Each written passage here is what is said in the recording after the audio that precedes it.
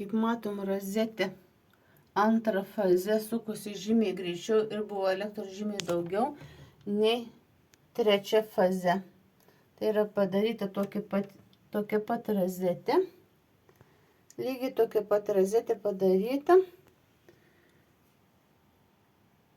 Ir visiškai yra sustabdytas šiuo metu skaičiukas. Visiškai sustabdytas. Tai yra dar kartą Badauskai parodo, kaip kontroliuoja laiduose sukimosi greitį.